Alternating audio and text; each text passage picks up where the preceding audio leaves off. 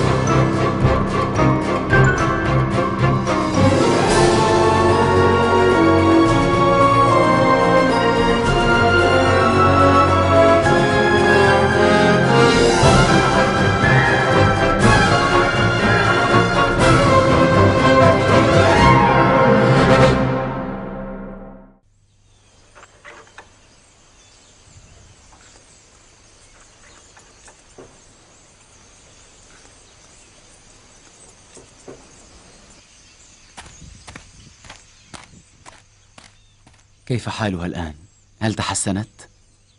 هي بخير، لقد استفاقت. هل يمكن لقاؤها؟ ليس الآن، فهي لن تستقبلك. تعنين لا تريد رؤيتي؟ تطلب منك أن ترخص لها في عدم رؤيتك، فهي تريد أن تختلي بربها لبضعة أيام. تريد الانفراد بنفسها. أيمكنك أن تفهم قصدها؟ فأنا لا أفهم شيئا، لا أفهم سبب شوقها القديم للقياك وهذا الجفاء المفاجئ. أظن أنني قد أدركت حالة زليخة هذه. دعوها وشأنها. أظن أنها بأمس الحاجة لهذه الخلوة مع ربها. ما القضية؟ أريد أن أعرف أيضا. هنيئا لزليخة، فهذه سعادة كبيرة جدا. جرت من زقاق إلى زقاق وطرقت الأبواب كلها حتى وجدت دار يوسف. وبينما هي ضعيفة دقت الباب رجاء لقاء يوسف، لكن الذي فتح لها الباب واستضافها كان أجمل من يوسف وألطف وأرحم من يوسف. وإنصافا للقول، فأين جمال يوسف من الجمال المطلق للخالق العظيم؟ ألا يحق لي أن أحسد زليخة على السعادة واللطف اللذين لحقا بها؟ الحسد ليس من شيم أسنات. يحق لك أن تغبطي زليخة. لقد اختلت بمعشوق آخر سواي، وأظن أن هذه الخلوة وهذا الشوق والانجذاب سيطول ل40 يوما. 40 يوما؟ أجل، لن تخرج من عزلتها قبل 40 يوما. لقد صبرت على انتظار لقائك لسنوات، والآن جاء دورك في تحمل فراقها أياما.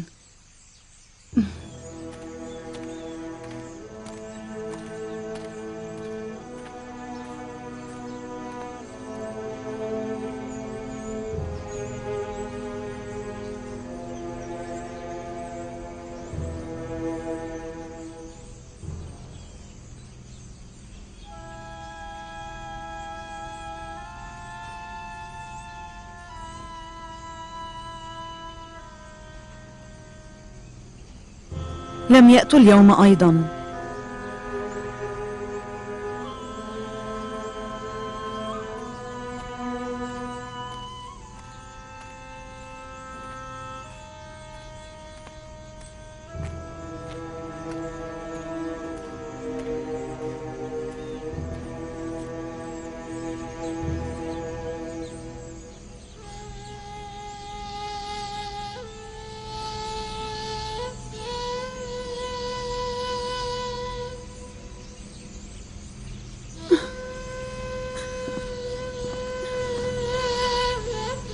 لم بكاؤك يا أمي؟ ألم يقل أصحاب سفرهم إنهم آتون ولا داعي للقلق؟ لماذا لم يأتوا إذن؟ سيأتون.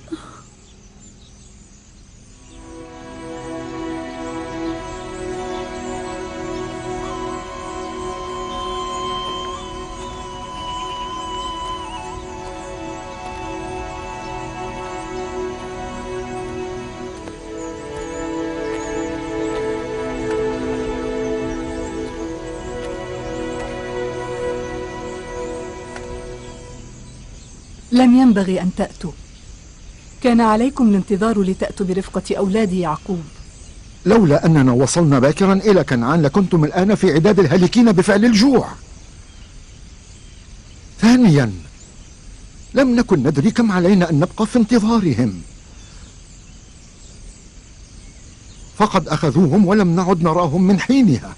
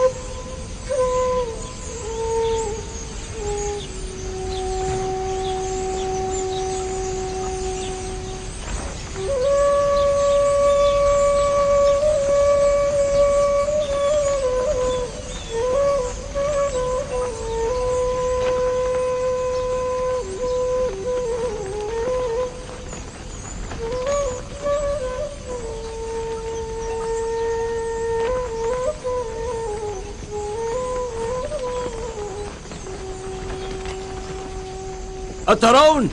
ثمة رهط ينتظروننا جنب الكوخ. أجل، إن لم أكن مخطئا فذاك هو أبي.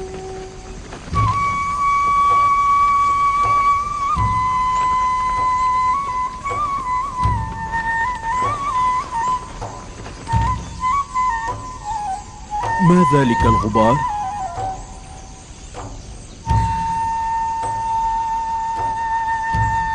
أولئك هم حتما. أجل، ذاك الغبار الثائر إنما هو من دوابهم. لقد جاءوا. جاءت القافلة يا جدي، وصلت القافلة. وصلت القافلة. وصلت القافلة. لقد وصلت القافلة. لقد وصلت القافلة.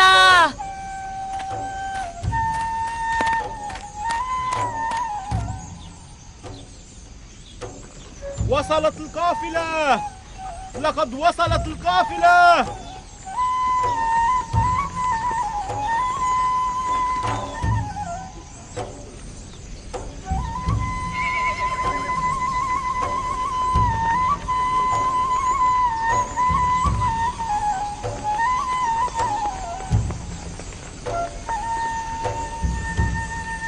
هيا لاستقبالهم. وصل أولادنا يا نبي الله.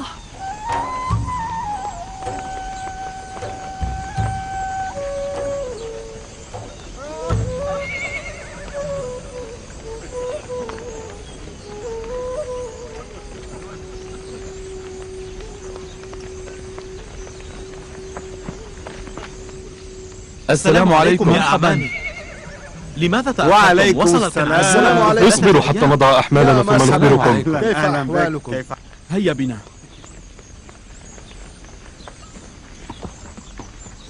شكرا لله.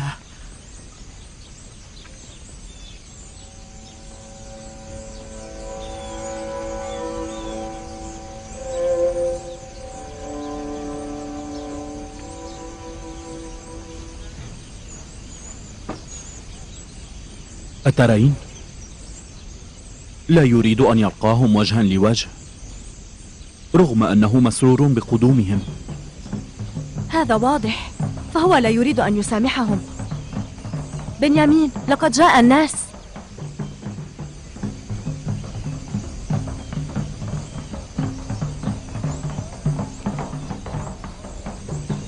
أنا ذاهب الآن عند أبي.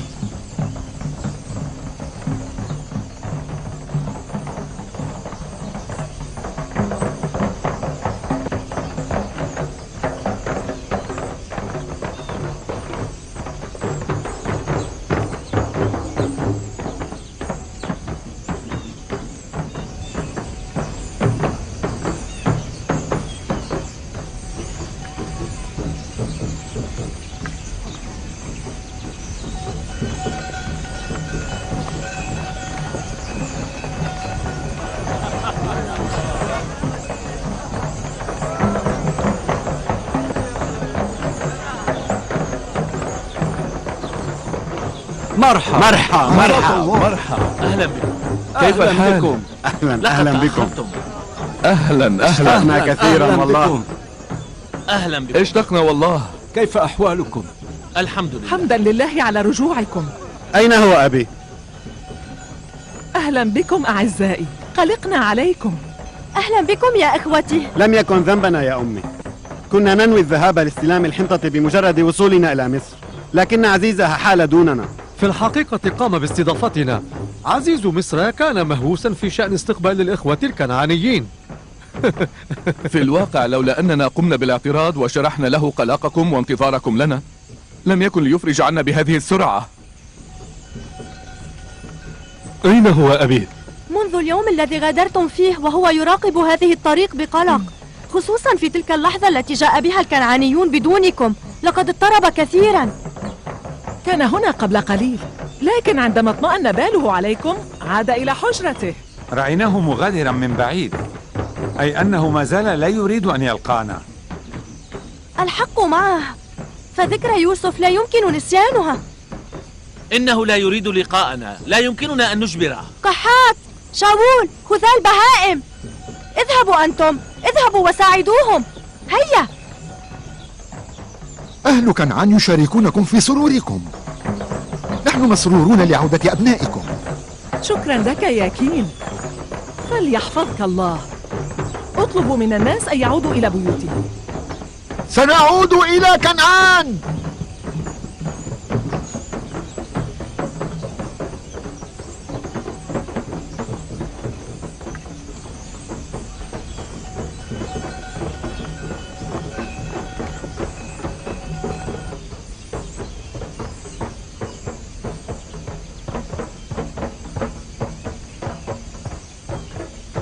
عليكم أن تذهبوا للقائه، حتى وإن لم يكن راغبا في لقائكم. اذهبوا واستطلعوا حاله. في الحقيقة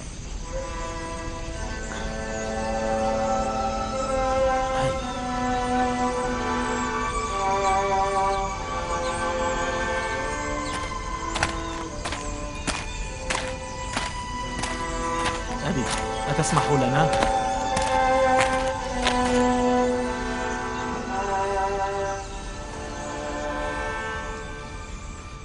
تحية الله على نبي الله. السلام على نبي الله. السلام على نبي الله. السلام عليك أبي. السلام على نبي الله. السلام على نبي الله. السلام على نبي الله. السلام على نبي الله. السلام على نبي الله. سلام الله عليك يا أبي. سلام الله عليكم جميعا. ما أشد سروري بعودتكم. نحن كلنا مسرورون إذ تمكنا من رؤيتكم ثانية أبي. نرجو أن يكون نبي الله بخير حال. استبد بنا القلق. لماذا تأخرتم؟ عزيز مصر أبقى علينا، بل إنه استضافنا في الحقيقة، وقد بالغ في إكرامنا.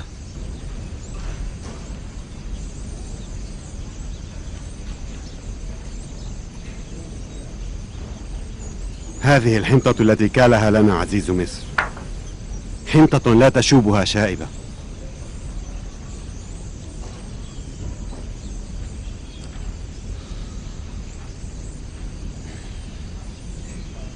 ما أزكى هذه الرائحة، كأنما أفلتت من عقال، تفوح منها رائحة الحياة.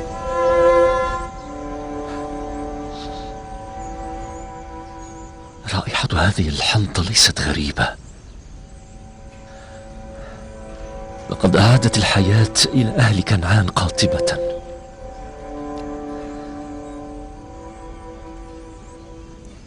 عزيز مصر، هل أكرم جميع المسافرين وأطعمهم، أم أنه خصكم أنتم بالعناية دون سواكم؟ لأنه بدا لي أن سائر الكنعانيين لم يكونوا مكرمين عنده. لا، بل خصنا بذلك. قام باستضافتنا في قصره كأفضل ما تكون الضيافة 3 أيام بلياليها.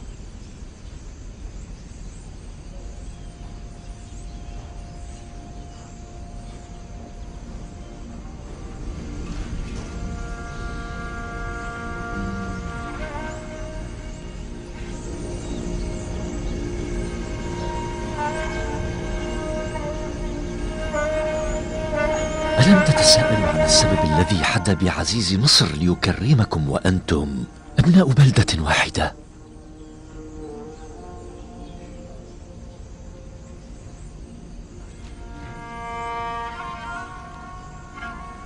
قيل إن عناية عزيز مصر بنا بسبب توحيدنا لله. لا، ليس هذا هو السبب. فسيارة كنعان كلهم يؤمنون بالله الأحد ولا يشركون به. لا ريب أن السبب شيء آخر. لقد عمد إلى خادمه الخاص وأمره بتولي ضيافتنا.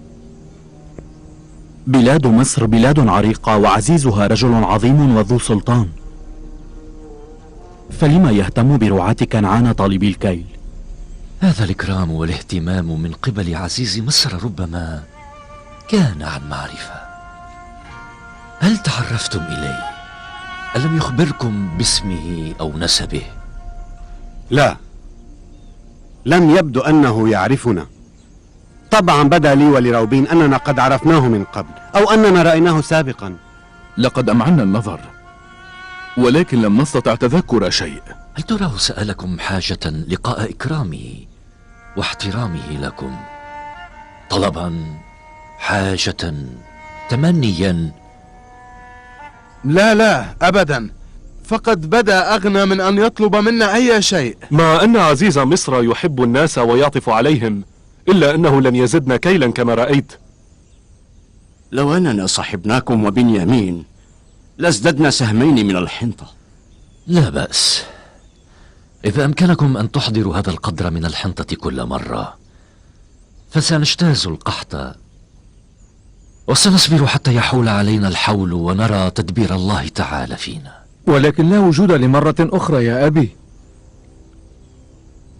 إلا إذا اصطحبنا بنيامين معنا في سفرنا القادم. لن تخرجوا إلى مصر ثانية، لن تخرجوا إلا وبنيامين معكم. لا لا لا يا أبي، ليس هذا قصد شمعون. قال عزيز مصر إننا إن لم نصطحب معنا أخانا الأصغر في المرة المقبلة فلا كيل يخصصه لنا. أن للعزيز أن يعرف أن لكم أخا خلفتموه وراءكم وأنه أصغر إخوته جميعا. لقد علم من حديثنا، أخبرناه أن لنا أبا شيخا كبيرا وأخا صغيرا، عسى أن يعطينا سهمين إضافيين.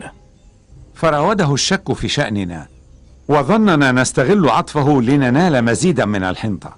أجل أبي، ظن أننا إنما ادعينا وجودكما لنحصل على المزيد من الحنطة.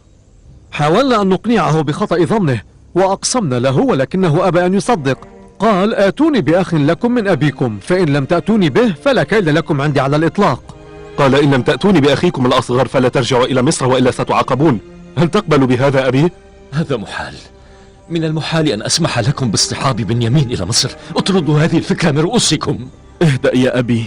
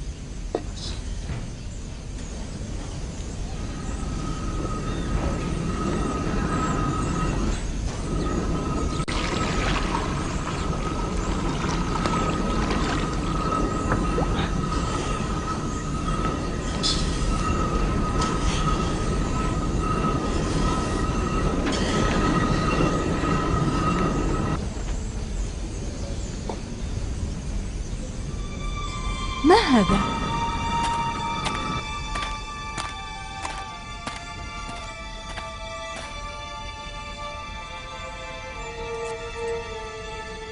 ماذا تفعل هذه النقود داخل حمولة الحنطة؟ إنها كثيرة حقا.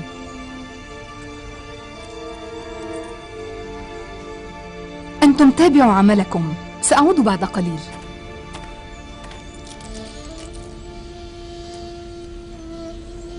من أين أتيت بالنقود؟ وجدتها داخل حمولة القمح. القمح؟ ما أدرانا. بقدر تلك النقود التي دفعناها لأهل مصر مقابل الحنطة. بل هي نقودنا نفسها. ألم تتعرف إلى الكيس؟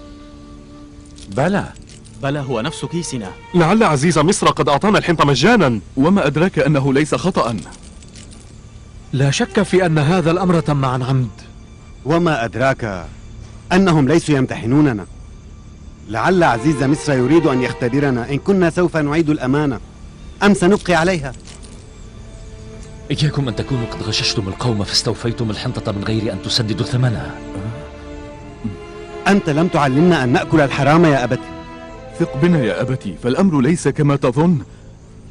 لا علم لنا بشأن النقود أبدا. هذا معناه أن عزيز مصر أراد أن يغريكم ويضمن عودتكم إلى مصر مرة أخرى. ولكن لماذا؟ على ما تسأل؟ عن السبب الذي يرغب عزيز مصر بعودتهم إليه.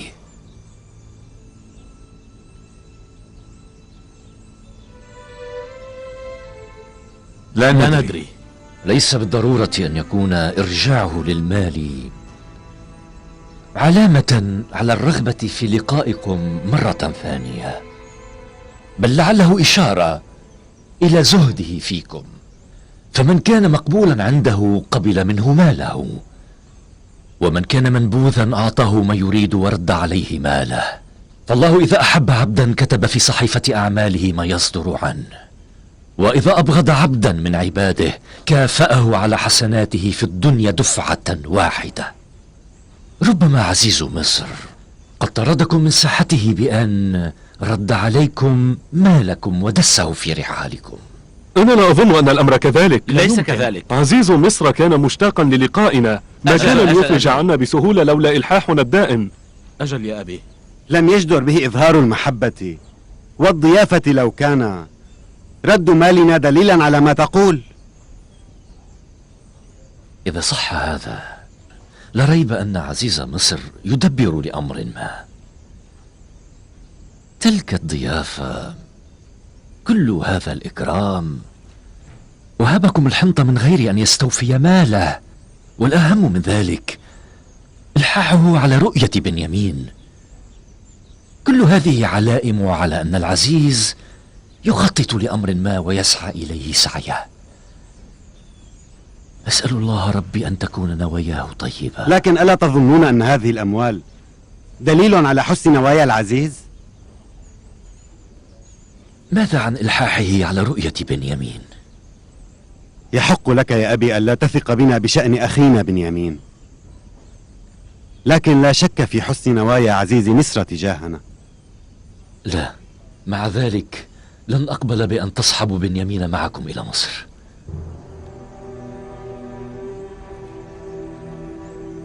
الحق معه.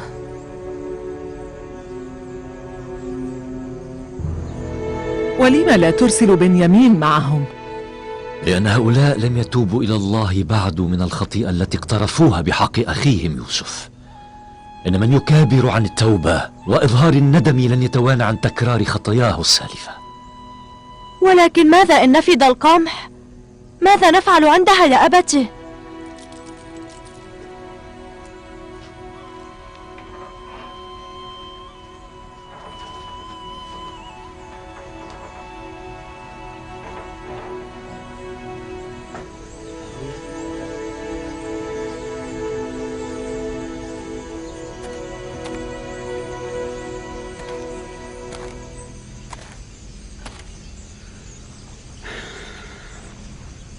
هو لم يستطع حتى الآن أن ينسى ذكر أخينا يوسف، فأنى له أن يأتمننا على بنيامين في سفرنا القادم.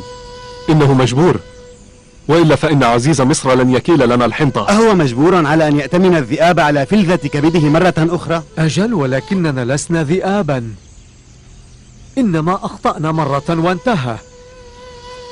وبالنسبة إلى بنيامين لا ننوي به شرا، ولكن ما أدراه هو، فما أعلنا توبتنا ولا أظهرنا ندامتنا ولا قلنا الحقيقة ولا طلبنا العفو والصفح. كم سعى هذا العجوز في إقناعنا بقول الحقيقة وإظهار التوبة والندامة، لكننا لم نستجب. وما الذي قمنا بفعله؟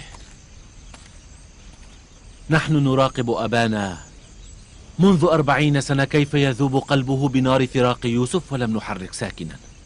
كان يكفي أن ينبري واحد منا لإخباره بالحقيقة ويضع حدا لهذه المأساة.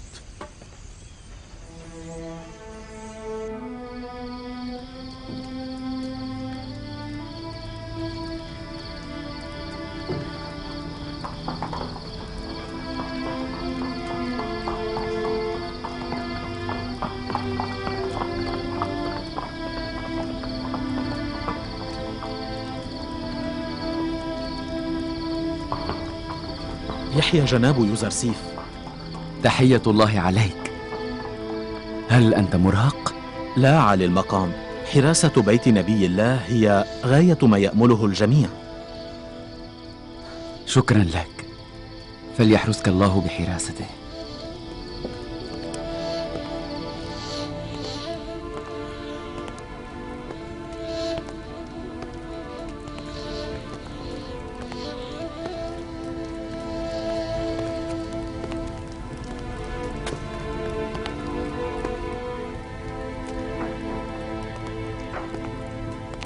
السلام على نبي الله. أراك تطيل الانتظار. تحيا أسنات العزيزة والودودة. ما أخبار السيدة زليخة؟ تمضي معظم وقتها بالعبادة، قلما تتحدث وقليل نومها، ولا شهية لها على الطعام أو الشراب. يحيى نبي الله. تحية الله عليك. هذا للسيدة زليخة؟ نعم سيدي، جئتها بها لعلها تأكل قليلا.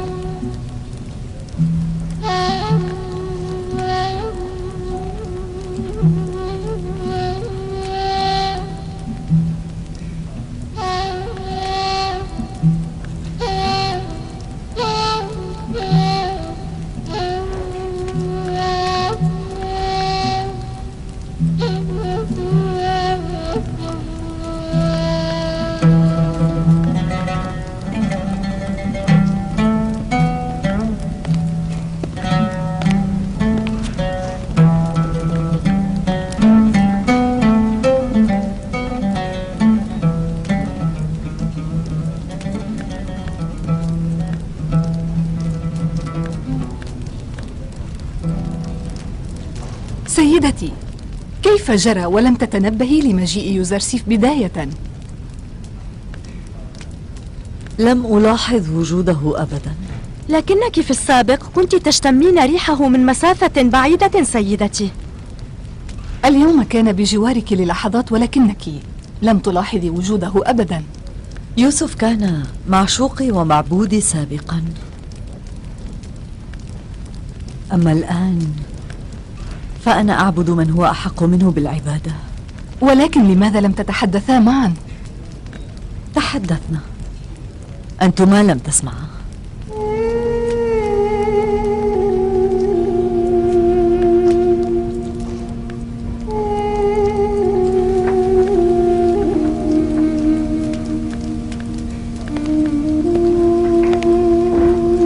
ما الذي جرى؟ فأنا لم أفهم. لا شيء، لكن دعوها وشأنها، فهي تحتاج للخلوة. اطلبي منهن المغادرة، فوجود الندمات يضر بخلوتها.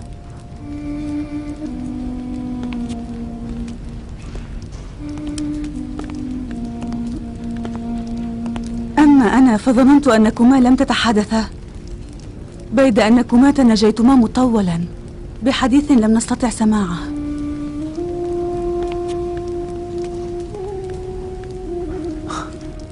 أنت أيضا أهل للنجوى وتسمعين جيدا، لا تستهيني بنفسك.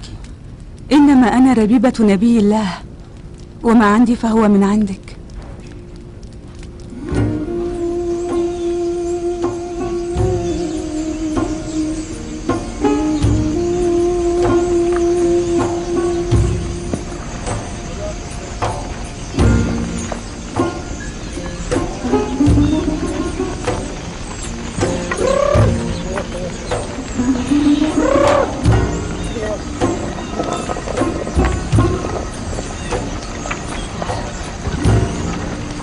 هذا كل ما عندنا من قمح. لا يكفي البيت أكثر من 2 أو 3. إذا نفد القمح فيجب علينا أن نذبح الخراف.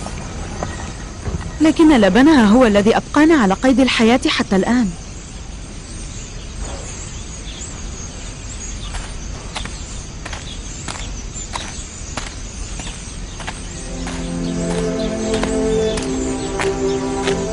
كان جدي إبراهيم يقود عمي إسماعيل إلى المذبح ليقدمه قربانا. كان الله قد أمر جدي بذلك، لكنه تعالى حينما رأى إبراهيم الخليل عازما على ذبح ولده غير متردد فيه، فدى إسماعيل بكبش أنزله من السماء على جدي ليكون قربانا إلى الله عوضا عن ابنه. ومن حينه سمي عمي إسماعيل بذبيح الله. لقد رد الله إسماعيل إلى إبراهيم سالما لما رأى منه العزم في الامتثال إلى أمر ربه. أبنائي، يبدو أن جدتكم تريدني لأعينها. بمقدوركم أن تنصرفوا. هيا اذهبوا. السلام عليك جدتي. وعليكم السلام. السلام عليك جدتي. السلام عليك جدتي. وعليكم السلام. ما الأمر؟ تمشين رغم ما بك من ألم.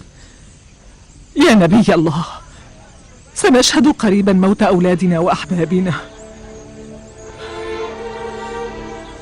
هؤلاء الذين يقفزون ويلعبون ويمرحون على مرأى منا ومسمع سيموتون مرفرفين كالطيور التي فصلت رؤوسها. سيموتون كالطيور. ماذا أفعل؟ هل ترينني مقصرا؟ لم يبق شيء من القمح. إن لم نشتري القمح فينبغي أن نتهيأ للمصيبة الآتية. السلام عليكم. السلام على نبي الله. سلام الله على نبي الله. السلام على نبي الله. السلام عليكم. لماذا لا تتحركون؟ هل تنتظرون حتى يبيد القحط أولادكم الواحدة تلو الآخر قبل أن تبادروا؟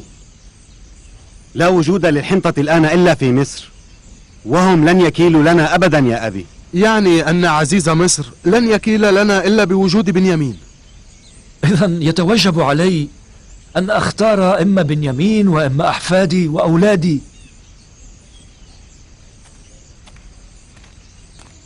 لا وجود للخطر على بنيامين يا أبي، كن مطمئنا. يوسف أيضا لم يكن يتهدده أي خطر. نحن نعاهدك أبي، نعاهدك أن نحافظ على بنيامين ونحميه. هل تحفظونه كما حفظتم يوسف قبل؟ ولكن إن لم يصحبنا بنيامين يا أبتي فلن يكيلوا لنا القمح أبدا، بل إن دخولنا إلى مصر سيكون مخاطرة. لو لم يكن القحط فأي ذريعة ستقدمون لاصطحاب بنيامين معكم؟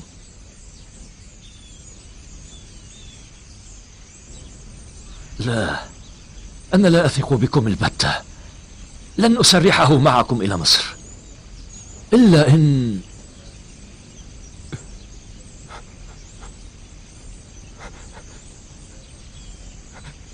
سنقبل بأي أمر تشترطه علينا، إلا إن ماذا أبي؟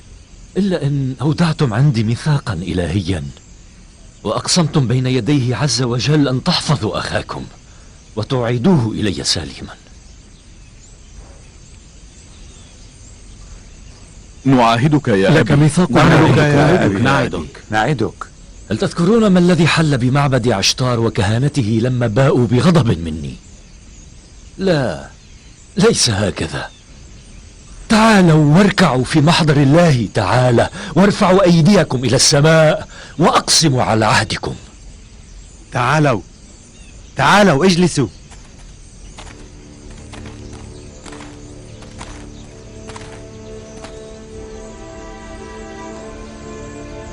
نقسم بالله العلي العظيم الذي لا إله إلا هو أن نحفظ أخانا بنيامين ونعيده إلى أبينا سالما غانما.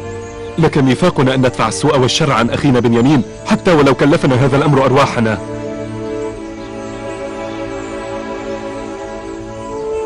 نتعهد جميعا في حضرتك وفي حضور نبيك. نتعهد جميعا في حضرتك وفي حضور نبيك أن ترخص أرواحنا للبقاء على عهدنا.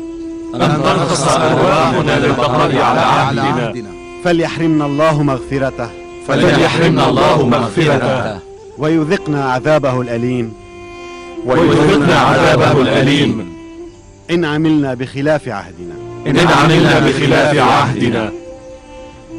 أستودع الله ابني ولا أستودعه إياكم، وأسأله تعالى أن يرد علي ولدي بنيامين. فيما مضى استودعت يوسف أخاه لاوي، فكان من أمره ما تعلمونه وأجهله أنا. أتمنى أن يصان من كل مكروه في سفره، وإلا فأنتم لن تلقوا أباكم حيا. الحق معك يا أبي، فلا ينبغي لأحد أن يثق بقوم ينقضون أيمانهم ويخلفون وعودهم. الحق معك. اذهبوا اذهبوا وشدوا رحال السفر، انطلقوا.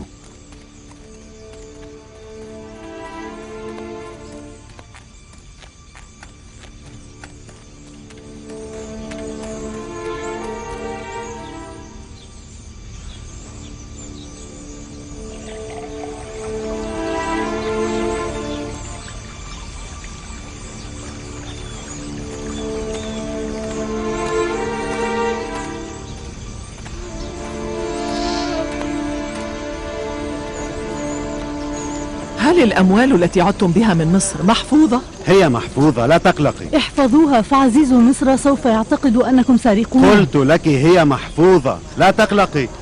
لا تقلقي. في المرة السابقة لم تكن هيئتنا لائقة.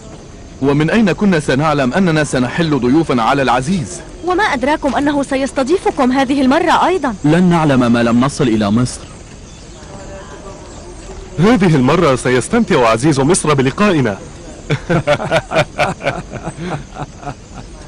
يظن السامع أنهم يلبسون ثيابا فاخرة وأنيقة. عزيز مصر يعلم أننا في قحط، وأننا إن امتلكنا المال فسننفقه على الحنطة لا الثياب. في حفظ الله، انتبهوا لأنفسكم. في أمان الله، فلننطلق.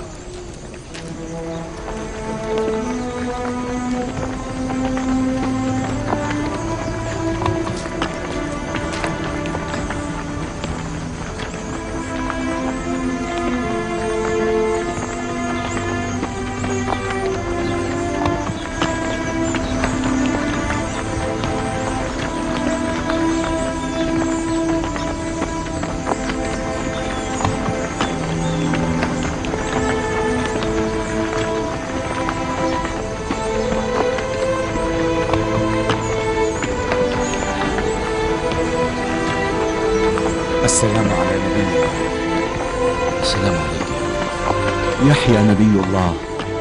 وليحفظكم الله تعالى.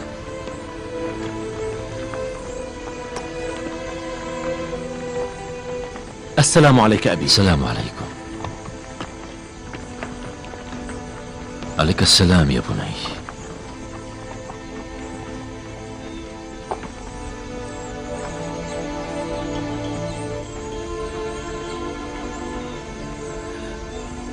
يحيى نبي الله. ألا تدعو لنا يا أبتي؟ كنتم في رعاية الله وحراسته. أنا لا أعرف سبب قلقي عليكم. هل ما زلت قلقا على بنيامين؟ لا، هذه المرة أنا قلق عليكم أجمعين. يبدو لي أن عزيز مصر أعد العدة لأمر ما. أتظن يا أبي أنه يتربص بهم سوءا وشرا؟ إن كان الأمر كذلك فلما تسمح لأبنائنا بالسفر إلى مصر؟ لا أعلم على ما ينوي، لكن الحذر واجب. وأي حذر يا أبي؟ فعزيز مصر باستطاعته أن يفعل بنا ما يشاء، ولن نستطيع شيئا حياله. هل يسعكم ألا تدخلوا على العزيز وألا تحضروا بين يديه؟ هذا غير ممكن يا أبي، فالكل يعرفون الإخوة العشرة. أجل، وتحديدا حراس الأبواب.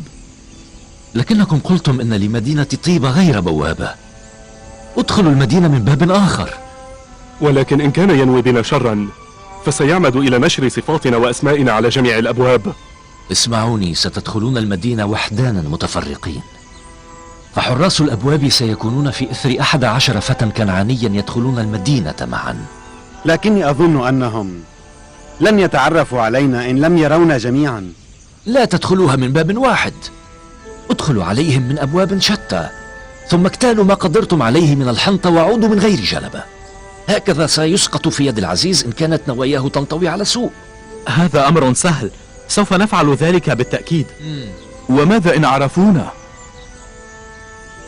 حينها أسلموا أنفسكم إلى الله وفوضوا أمركم إليه تعالى. أتمنى أن ترجعوا سالمين غانمين. انتبهوا لبعضكم، احرسوا بنيامين جيدا، نحن لا نحتمل مزيدا من العذاب. احترسوا يا أبنائي. لا تقلقي يا أمي، فقضية يوسف لن تتكرر مجددا. حييت يا أبي، حييت يا أبي، حييت يا أبي.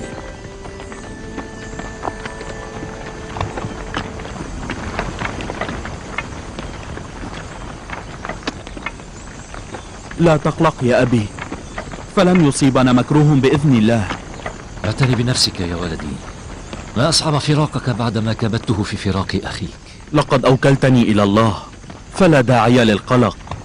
احترس جيدا يا بني. على عيني يا خالتي.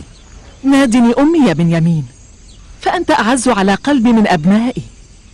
على عيني أمي، فأنا على الدوام اعتبرتك أما لي.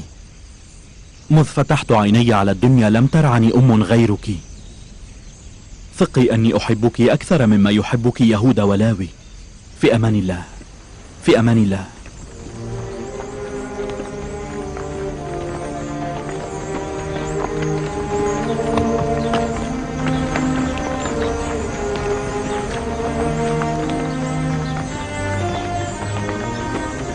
بأمان الله. أتمنى أن تعودوا بأسرع ما يكون.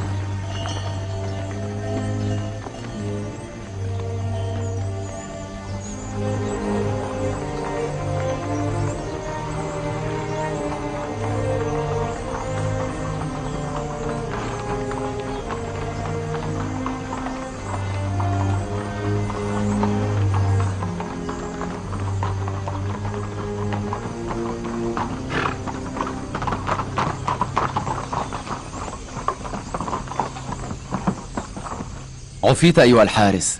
شكرا لك جناب الوزير. هل تذكر الإخوة الكنعانيين العشرة؟ أجل أذكرهم، أولئك الذين كنتم سابقا باستضافتهم. عليك بإحضارهم إلي ما إن رأيتهم. أخبرهم أن عزيز مصر يحتاجهم في أمر هام. أمرك عالي المقام، فقد أبلغني مالك بهذا الأمر مسبقا. لقد تم إبلاغ أمر جناب الوزير الأعظم سابقا. كونوا على ثقة أننا سوف نأتي بهم إليكم. انطلق.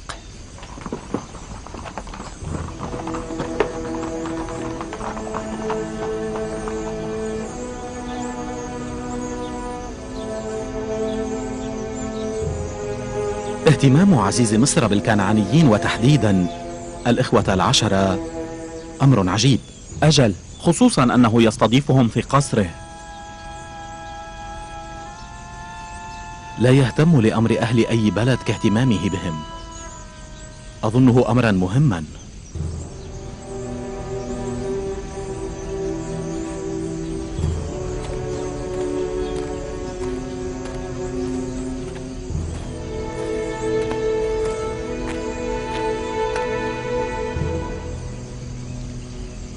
أبي، لما أرسلت بنيامين رغم تجربتك المرة في قضية يوسف؟ أعيتني الحيلة يا ابنتي. لم يكن إخوتك ليخرجوا لولا خروج بنيامين معه.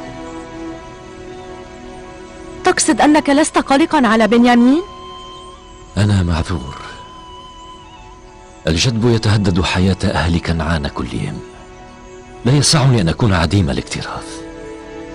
ثم أنني استودعت يوسف فيما سلف عند إخوته، عند لاوي، وهذه المرة استودعت بنيامين عند الله تعالى.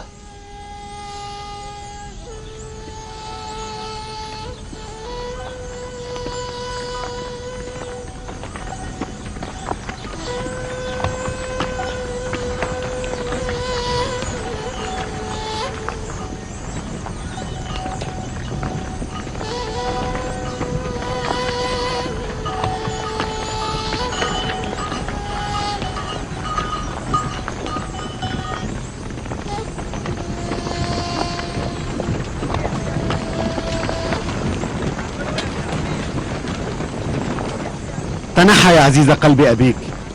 قد يقوم الحصان برفسك فيعتبر أبونا الأمر تقصيرا منا. تنحوا جانبا، أفسحوا الطريق.